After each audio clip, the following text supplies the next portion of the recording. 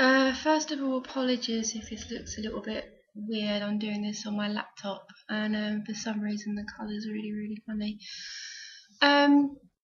So yesterday I, along with a lot of other NHS workers, presented at a conference on open dialogue in London, and I'm still on a little bit of a high, I think, because of it. There were a lot of people there, politicians, GPs. I spoke to a midwife, people from mental health charities, a load of people from different NHS trusts across the UK, and people from Germany, Canada, all over the place. And most importantly, obviously, there were service users and carers. I thought, standing up on that stage, I was quite scared actually. This was, I thought, my one chance to really sell this new approach in mental health care. And it's just brilliant. And I thought that since I'm still kind of in that zone a little bit, I'll try and talk about it if anyone wants to know, but I don't think anyone's going to watch this. So open dialogue is a new way of mental health care. Most importantly, it gives everyone a voice, especially service users and carers who don't always have a voice. And there's room for everything in open dialogue. If you want individual therapy, that could be offered on top. There's a place for medication. There's a place for everything in here.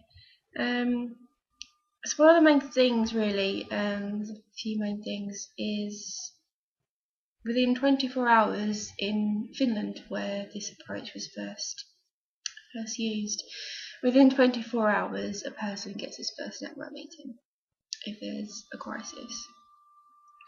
Doesn't happen in the UK. I know, I've been in therapy myself and had to wait a very long time for it. Continuity of care. Number two, the same team stays with that person, no matter for how many years they're under services, no matter how old they are, if they're inpatients, the same team continues with this person, which is brilliant, really. I mean, how many times do you even say you don't even see the same GP? Every time you go back, it's a different doctor. And if you are in that state of crisis, it is very unsettling to have all these different people come in and see you. So I think that's also very important. The network meetings are a big part of it. They only account for about 30% of contact in Finland, I believe. But the most important thing about the network meetings is everyone has a chance to have their say. And as a support worker, I get asked my views from doctors and from nurses and what I feel. And if that's empowering for me as a support worker, as a clinician, how empowering is it for the service users and their carers and their family and friends and whoever else that person wants at that meeting? They can have those people at that meeting. And the client sets their own agenda. They go in, we will go in and sit down, and they're free to talk about whatever's troubling them. We might want to know stuff. Usually we go in, are you sleeping okay? Are you eating alright? Are you taking your medication?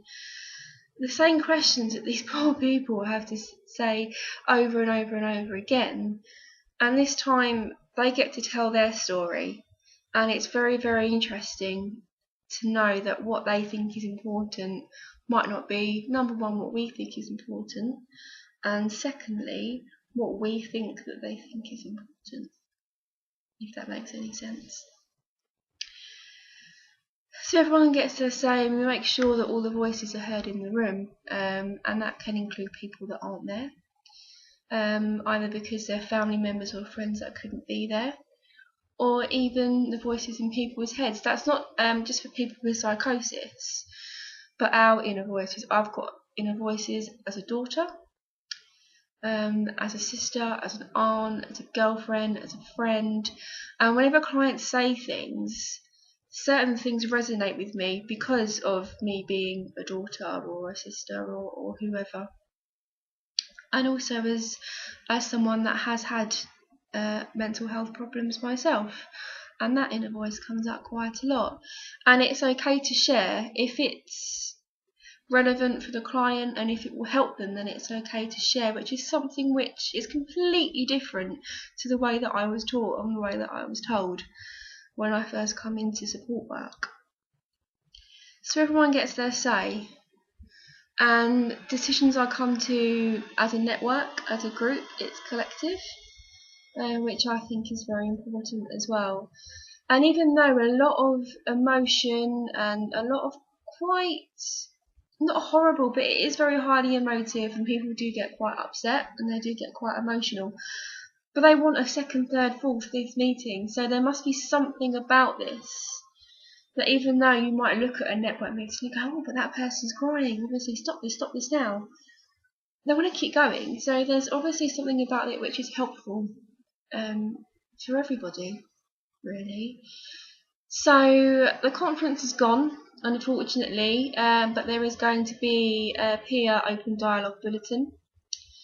So at the moment, for NHS Trust, we're piloting this approach, and we are currently about halfway through our training, just over halfway through.